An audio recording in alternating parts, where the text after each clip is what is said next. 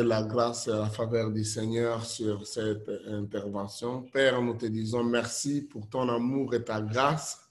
Merci de nous conduire et de nous parler de ta part. Oh Dieu, mets sur mes lèvres tes déclarations et que ton peuple, Seigneur, soit édifié. Je te bénis pour ce moment au nom de Jésus. Amen. Merci. Amen.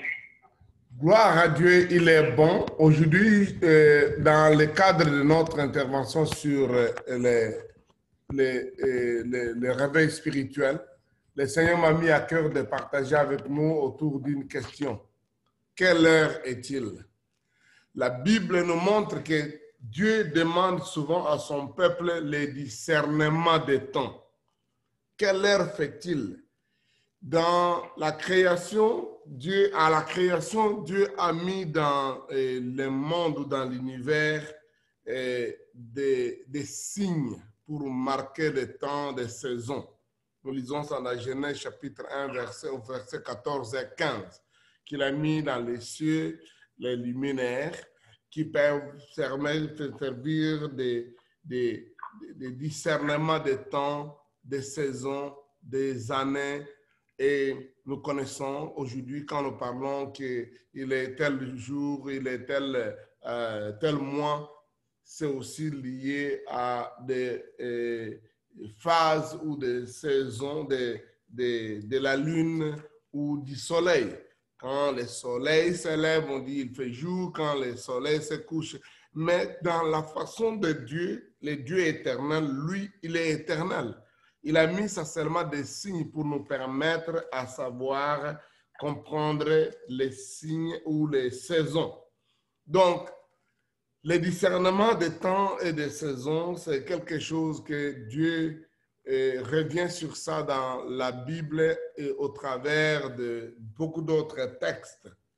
Et la Bible même nous dit que Dieu a mis des tribus entières, une tribu entière qui avait l'intelligence de discerner les temps, comme la tribu d'Issachar dans 1 Chronique chapitre 12, verset 32, que la famille d'Issachar était une famille qui avait l'intelligence des temps.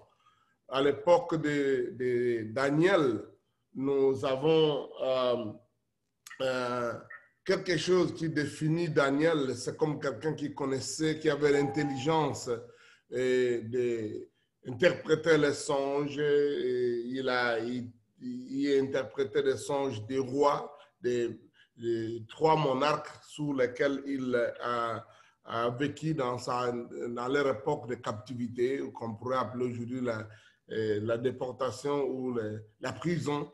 Et au travers de ses déclarations, il disait toujours Dieu est le maître des temps et des circonstances. Et nous avons la vie, on reviendra peut-être sur Daniel encore là-dessus, mais dans la vie de Joseph, une des choses importantes qu'il y a dans la révélation ou le discernement qu'il a fait du rêve de Pharaon, c'est d'avoir la capacité de discerner les temps d'abondance par lesquels il fallait faire en même temps des réserves, en préparant le temps de disette ou de sécheresse. Et d'ailleurs, à cause de ça, que le roi, le pharaon l'a choisi, il a dit, tu as une intelligence telle que c'est toi qui dois gérer désormais le pays. Donc, cette capacité de discerner le temps a fait valoir à cet homme-là une position extraordinaire. Il est vrai qu'il avait déjà reçu des grandes révélations. Et nous voyons, même dans le ministère de Jésus, il est toujours question que quand il va faire son premier miracle, il dit « Mon temps n'est pas encore venu ». Et quand les gens voulaient lui faire du mal, on dit « On ne pouvait rien faire car le temps n'est pas encore venu ».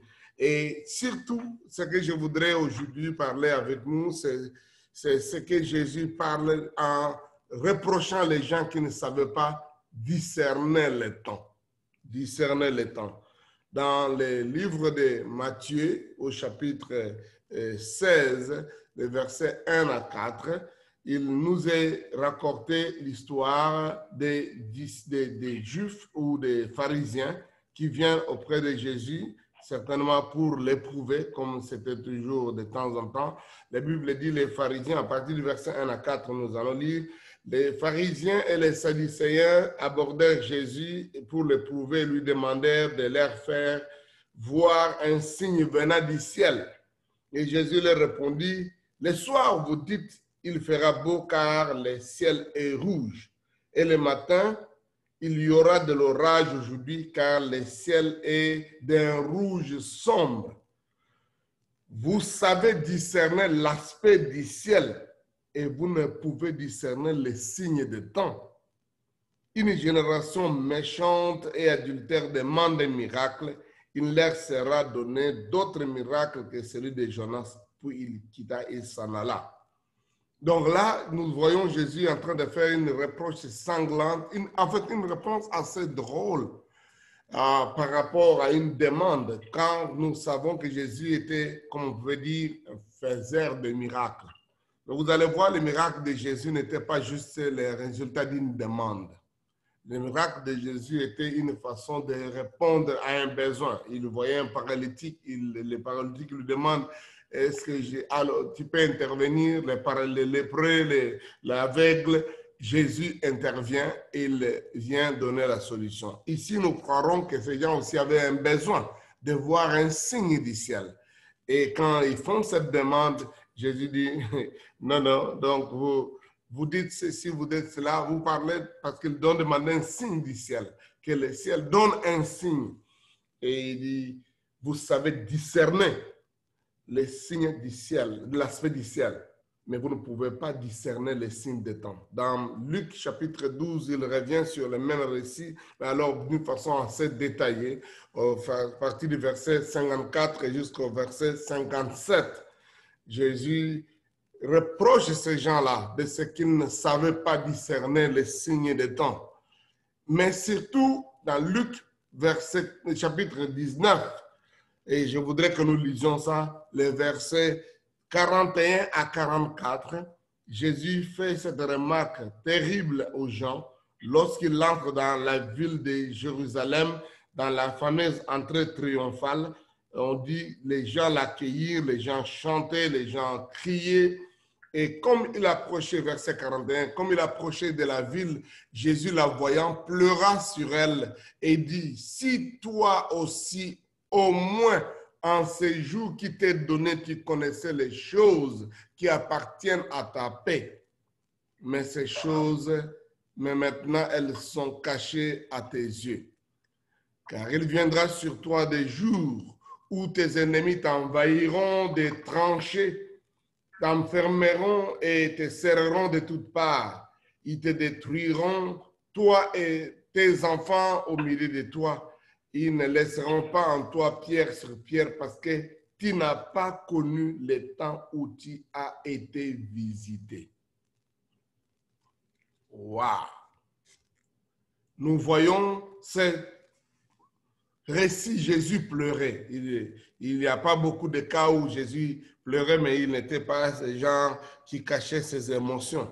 Et cette fois-là, il pleure sur la ville et il dit...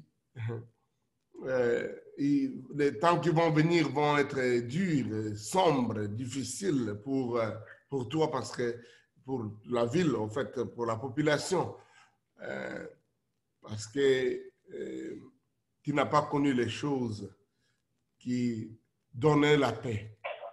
Il y a des choses que Dieu veut que nous puissions connaître, qui peuvent donner ce que nous avons besoin. Et pour Jérusalem, ils avaient besoin de la paix, ils avaient besoin de connaître ces choses-là et Dieu certainement les a fait manifester, mais ils avaient négligé. Un des grands problèmes qu'il y a avec les gens dans le réveil, c'est que les gens effectivement demandent le réveil, mais est-ce qu'on est en train de mettre en ligne des choses qui peuvent amener ce réveil, qui peuvent amener la paix, qui peuvent amener la joie, qui peuvent amener l'assurance. Donc parfois, le grand problème, c'est qu'on passe à côté des signes. Jésus dit, ces choses vous sont cachées, vous aurez des problèmes parce que vous n'avez pas connu le temps où vous avez été visité.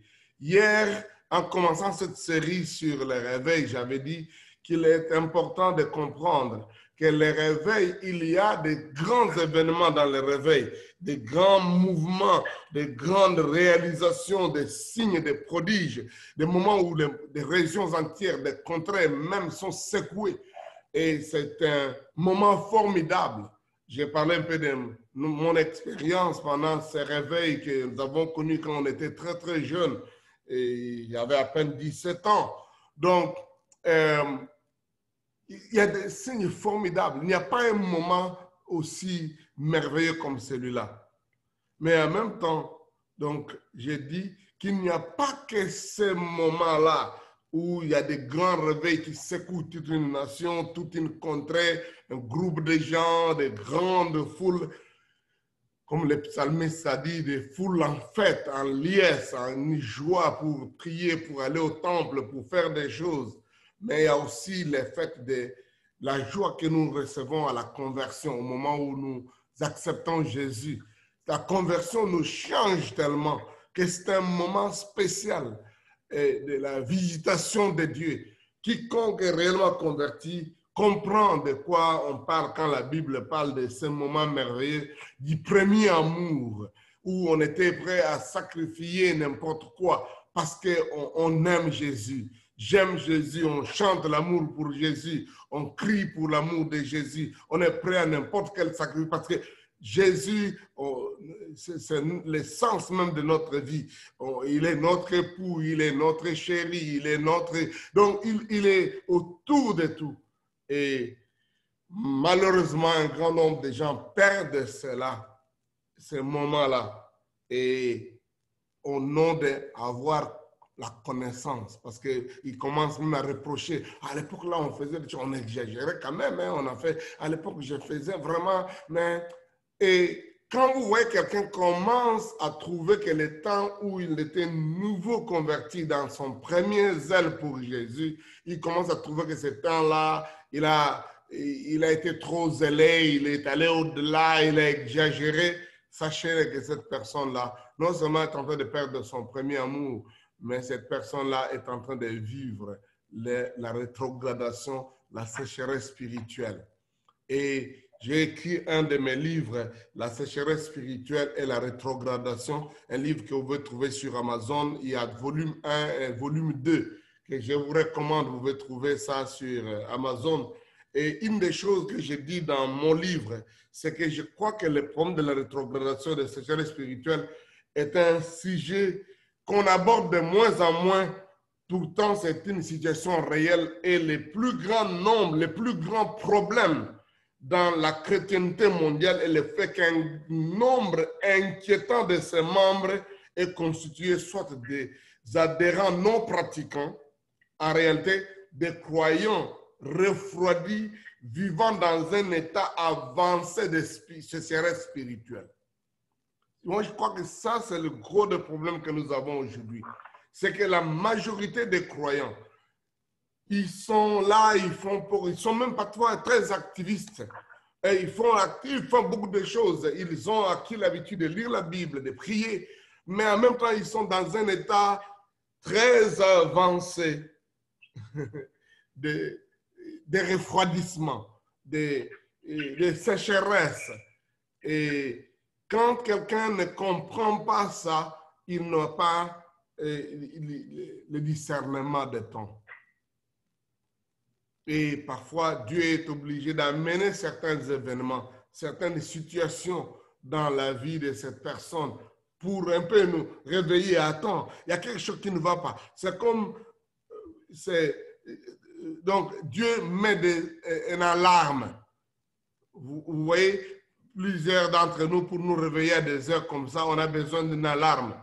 Mais connaissez-vous combien de gens tapent les alarmes? Combien de ces appareils d'alarme sont cassés parce qu'on veut continuer à dormir? On veut continuer à dormir. Alors que l'alarme dit, réveille-toi, quelle heure fait-il? Quelle heure est-il? Il regarde et dit, oh, laissez-moi dormir. Moi, je crois qu'il y a un grand problème dans la vie de beaucoup de non-églises aujourd'hui.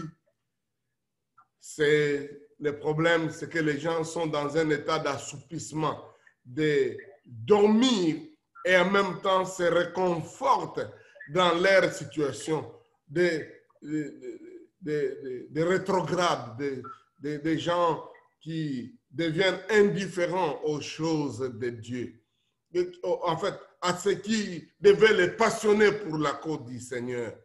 Donc, c'est ça le problème. Et dans l'entretemps, ces mêmes personnes demandent, Seigneur, donne-nous un miracle. Nous avons besoin d'un signe. Oh, Éternel, interviens en notre faveur. Oh, Dieu, nous voulons voir la croissance dans notre Église, dans notre vie. Seigneur, donne-nous un épanouissement dans la vie. Donc, on fait toutes sortes de demandes.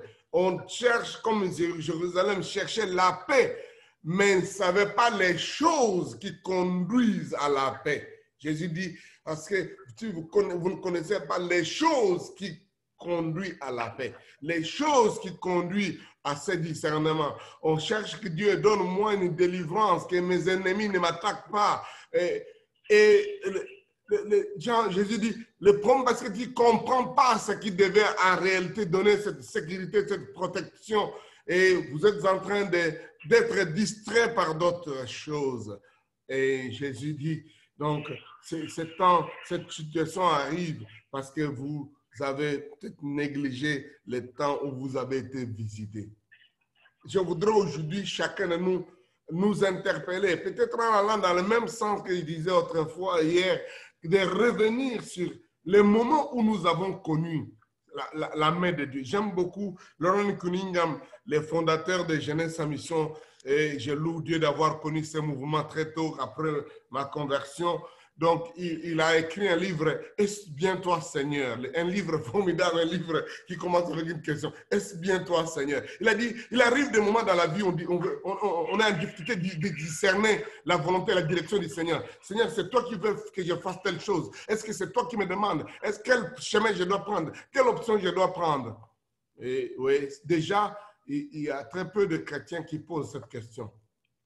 C'est ce que j'appelle consulter Dieu. Aujourd'hui, on veut bombarder de demandes au Seigneur. Mais est-ce que vous prenez le temps pour aller demander la direction du Seigneur? Qu'est-ce que tu veux, Seigneur, que je fasse? C'est ça, j'ai dit même dans mon livre, un des grands péchés qu'il y a dans le christianisme, parmi les chrétiens, c'est le péché de l'indépendance. Donc, on est habitué avec Dieu qu'on connaît ce qu'on doit faire. On ne cherche pas à consulter Dieu. C'est peut-être même souvent quand Dieu nous demande quelque chose d'une consécration. Il dit, est-ce que c'est toi qui me parles ou bien c'est le diable? Donc, il y a toujours ce problème où les gens vont auprès de Dieu pour avoir quelque chose de Dieu et pas consulter Dieu pour faire. Dieu, une des choses qu'il a appréciées dans la vie de David, c'est qu'il était capable de consulter. Dois-je faire ça ou pas? Seigneur, dois-je arrêter? La Bible dit, David consulta l'Éternel. Cette recherche de connaître la direction de Dieu est très importante. Et Jésus reproche ces gens, vous n'avez pas connu le temps de la visitation. C'est un moment où vous avez... Alors, Lauren Cunningham dit ceci. Lorsque vous vous retrouvez dans une situation où vous ne savez pas qu'est-ce qu'il faut faire, rentrez à la dernière fois où vous avez eu une direction claire du Seigneur et regardez qu'est-ce que vous aviez mis en place et comment cela s'est manifesté. Quelle était cette direction du Seigneur et faites ce que Dieu vous a demandé de faire. Les derniers ordres que vous avez reçus, que vous savez clairement vient de Dieu. Certainement, c'est celui-là que vous avez désobéi. Pourquoi vous vous retrouvez maintenant dans la confusion? Voyez comment le GPS fait avec nous. Quand il donne une direction et quand vous déviez, vous n'entrez pas là où il vous dit prenez la gauche et vous ne prenez pas. Prenez à droite, vous ne prenez pas la droite. Il va vous dire maintenant, il faut encore recalculer. Recalculating. Rewriting. Rerouting again. Donc, il y a toujours ce besoin de dire, il y a un lieu où vous êtes égarés. C'est ça la repentance. Le temps de réveil ne viendra que lorsque le peuple de Dieu est prêt à revenir à cet endroit-là, cet ordre précis de la part de Dieu. Je peux nous dire, s'il y a une chose qui refroidit les chrétiens, c'est de n'avoir pas obéi à un ordre clair du Seigneur, à un moment donné, clair. Je voudrais que nous puissions nous interpeller. Quelle est la dernière fois que vous avez entendu clairement que vous avez reçu une direction précise de part de Dieu? Est-ce que vous êtes en train de faire? C'est ça qui amène que vous vous retrouvez dans la confusion aujourd'hui. C'est ça qui amène l'Église aujourd'hui. Je crois que notre Dieu parle et donne des directives. Si une Église aujourd'hui est refroidie, si un cadre est refroidi, si un chrétien qui est dans la confusion, il y a eu un moment clair où Dieu a donné un ordre, une orientation, une façon de faire, une prise de position, une décision à prendre claire, mais qu'on n'a pas voulu faire. On n'a pas voulu obtempérer. On est entré dans une désobéissance. On a pris l'habitude de prendre Dieu comme notre grand-père et on joue avec lui. Et c'est souvent ça qui arrive. Ça peut être le péché moral, c'est-à-dire Dieu vous demande de ne pas convoiter, de ne pas vous prostituer, de ne pas faire. Mais ça peut être aussi des péchés comme on dit, de omission. C'est que Dieu vous a demandé de faire et vous n'avez pas fait.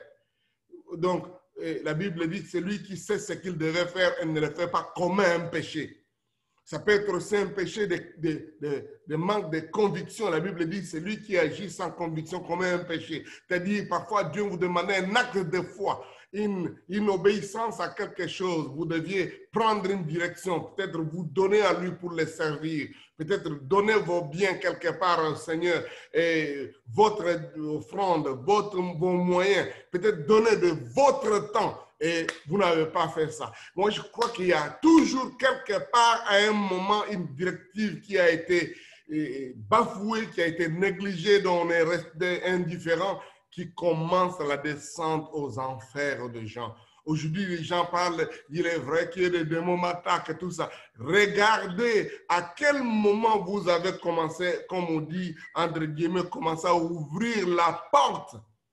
Et donc, c'est ça qui est le problème.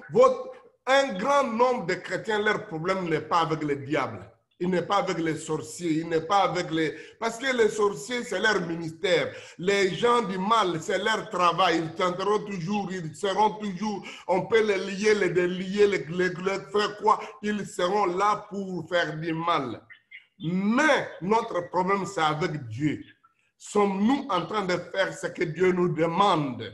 Sommes-nous en train d'obéir à cet ordre précis de Dieu qui ferme la porte à l'ennemi, qui nous donne, en fait, qui ne donne pas à l'ennemi la possibilité de se jouer avec nous, qui ne nous rend pas vulnérables devant les diables. C'est pourquoi parfois nos prières sont mal orientées. Comme ces gens disent, donne-nous un signe du ciel. Alors il dit, mais il y a un problème, vous avez un problème de discernement de temps. Vous avez un problème de discernement de temps. Quelle heure fait-il? C'est là ma question d'aujourd'hui pour laquelle je voudrais que nous réfléchissions et nous pensions. Donc nous avons besoin de comprendre l'heure dans laquelle nous nous retrouvons. Parce que l'horloge de Dieu ou l'alarme de Dieu est en train de sonner, est en train de nous réveiller. Réveille-toi, il est l'heure de te réveiller. Et c'est ce que Dieu dit dans Romains chapitre 13. Je voudrais que nous lisions Romains chapitre 13 rapidement et nous allons voir la réponse. Quelle heure fait-il? Quelle est l'heure que nous vivons maintenant? À partir du verset 11. Cela importe d'autant plus que vous savez en quel temps nous sommes. C'est l'heure de vous réveiller enfin du sommeil, car maintenant, le salut est plus près de nous que lorsque nous avons cru. La nuit est avancée, les jours approchent. Dépouillons-nous donc des œuvres des ténèbres et revêtons les armes de la lumière. Marchons honnêtement comme en plein jour, loin des excès et de l'ivrognerie, de la luxure et de l'impudicité, des querelles et des jalousies. Mais revêtez-vous du Seigneur Jésus-Christ et n'ayez pas soin de la chair pour en satisfaire les convoitises. Waouh! Quelle heure fait-il? Qu'est-ce que Paul répond Qu'est-ce que le Seigneur nous dit? À quelle heure est-il? Quelle heure nous vivons? Il dit, cela importe d'autant plus que vous savez en quel temps nous sommes. Quelle est cette heure? C'est l'heure de vous réveiller enfin du sommeil. L'alarme de l'Éternel. Quand je vois cette histoire de la pandémie de COVID-19, je crois que c'est l'une des alarmes que Dieu a mis en nous. Un ange a appuyé le bouton, ça sonne gong, gong. Le monde était en train de courir à gauche, à droite, dans les business, dans les affaires, dans tout ça. Les gens allaient partout. Ils faisaient toutes sortes de combines, de relations, de trafic, sans s'en douter de quoi que ce soit.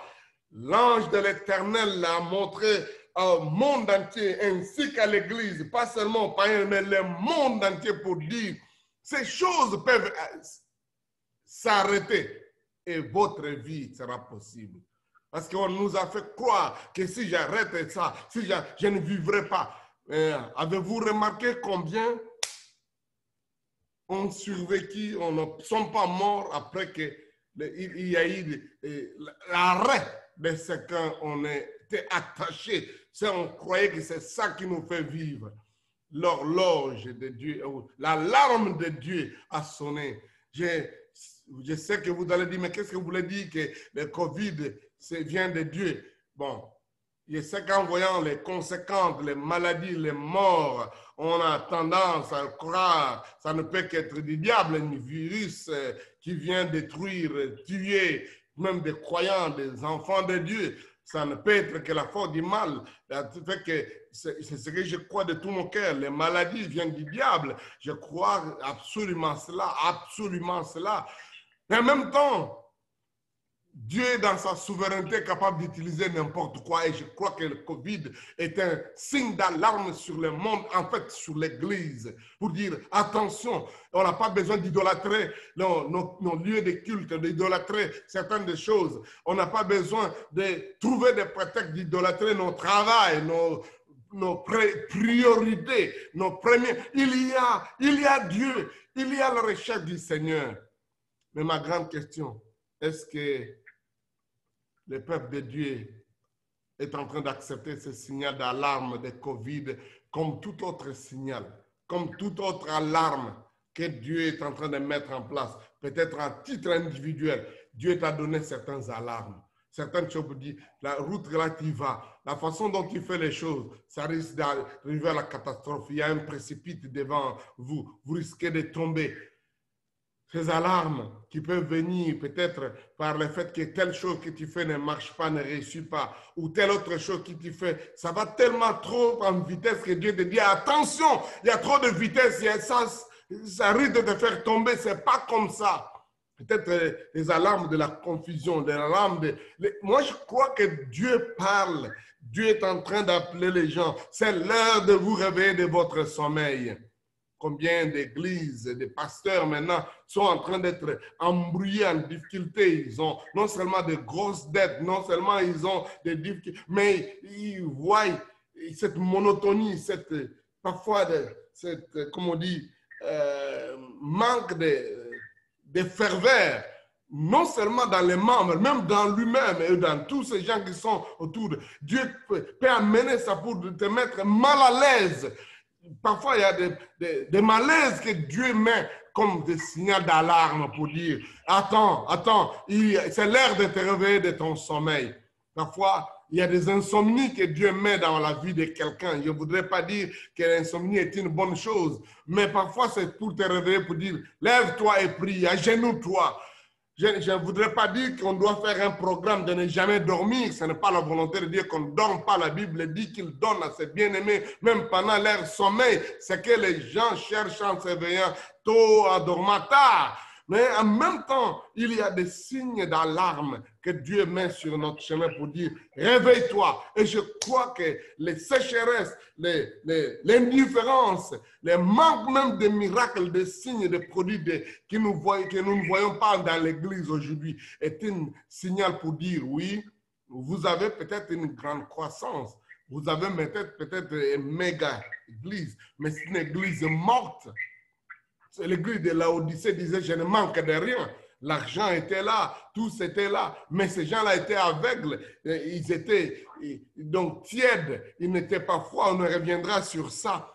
Il y a des temps où on a besoin de comprendre les signes, le langage de l'Éternel. Combien nous avons besoin d'avoir encore le fils d'Isaacar dans nos églises, dans la vie du chrétien, et qu'on a un signe pour dire, c'est l'heure de vous réveiller de votre sommeil. C'est l'heure.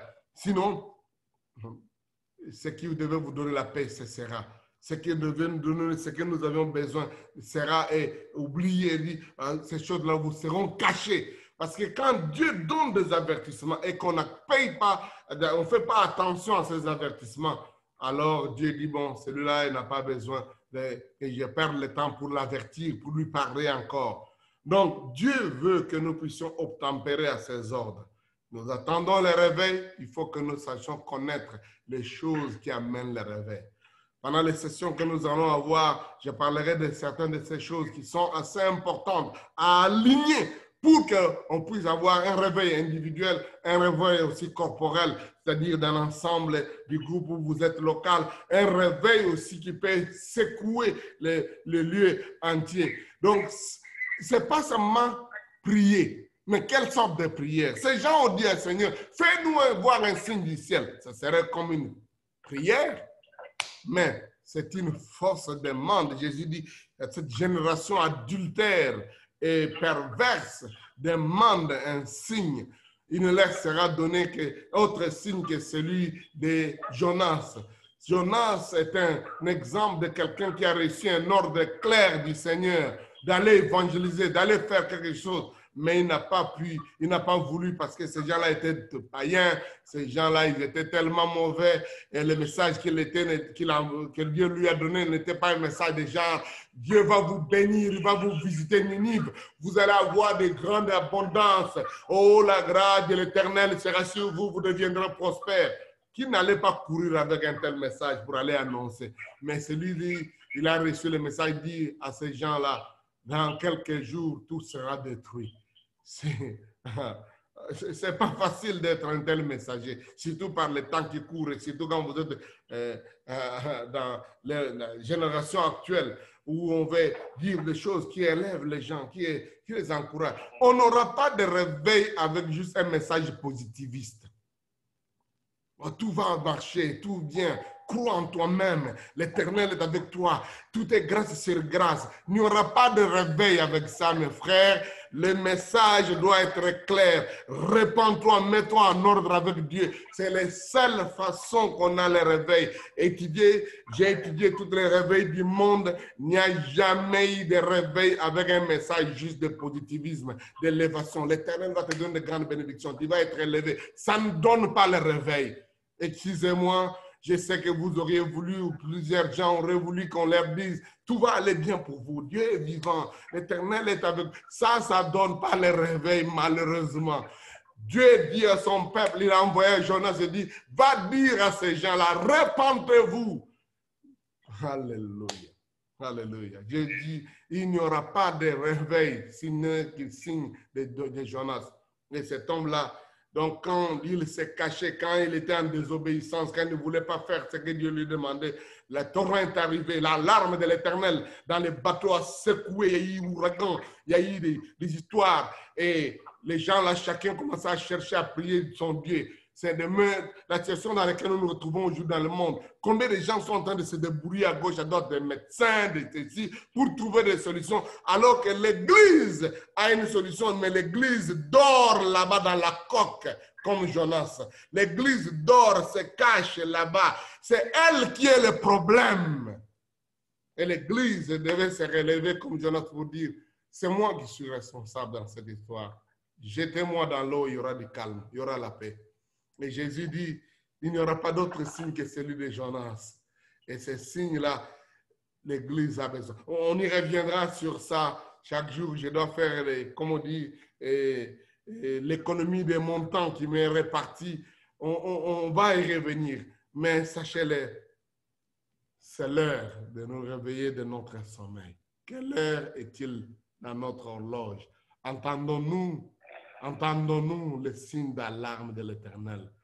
En titre individuel, pense-y, discerne un peu, qu'est-ce qui se passe? Pense à ta propre vie, à l'époque où, et à un moment donné, tu sais quel souvenir tu as. À un moment donné, tu connais un ordre, une orientation claire que Dieu t'a donnée. À un moment donné, votre environnement, votre cadre, peut-être même votre network a reçu une orientation claire qui n'a pas été faite. Peut-être, mais pensez-y. Surtout, prenez ça d'abord en titre individuel et prenons ça en tant que titre d'église. Parce qu'effectivement, les problèmes se trouvent avec celui-là qui dort dans la coque du bateau, comme Jonas. C'est l'église. C'est l'église qui dort. C'est l'église. Ce n'est pas les politiciens, ce n'est pas les élections. J'ai entendu les gens dire, oh vraiment, si on ne vote pas tel président, ça ne va pas marcher. Non, c'est faux. Le problème n'est pas ces gens-là. Le problème, c'est l'église. L'église a des vrais problèmes. J'ai entendu vous dire, ces élections, si on ne vote pas Trump, l'église va tomber. Non, l'église est déjà tombée. Le problème, c'est l'église. L'église doit sortir de la coque. Elle dort. Elle dort. C'est l'église. C'est l'église. Et ça, c'est pour nous ici en Amérique. C'est la même chose dans beaucoup de coins du monde. Le problème, c'est l'église. L'église dort dans la coque. Et Dieu sonne l'alarme. Réveillez-vous. Et tous les grandes pandémies comme ça, des grandes catastrophes, des tremblements de terre ont été des signes annonciateurs. Là où le peuple de Dieu a saisi, je parlerai un peu de ça dans l'histoire des réveils, comme le réveil qu'il y a eu d'Azusa. Il y a eu un grand tremblement de terre qui a détruit 80% de la ville de San Francisco. Au même moment, quelques jours après, quand les Seymour et les autres ont commencé à prier, le réveil a commencé. Boum! Étudiez ça en Angleterre, dans plusieurs... Il y a toujours eu une alarme. Mais si le peuple ne comprend pas les signes, le peuple dort dans la coque. Prions le Seigneur que Dieu nous donne. C'est l'heure de nous réveiller de notre sommeil. Oh Seigneur, le salut est plus proche. Je crois, le réveil est plus proche que lorsque nous avons crié, lorsque nous avons fait cette première expérience. Mais donne-nous, ô Éternel, de comprendre, de faire comme Jonas, de comprendre qu'on doit se réveiller de notre sommeil. Je te prie pour ton Église, je te prie pour chaque frère et chaque sœur. Merci, oh Dieu, de nous donner ce temps, de nous réveiller de notre sommeil. Au nom de Jésus. Amen. Que Dieu nous bénisse. Que Dieu nous bénisse. Donc, on continue, on aura demain.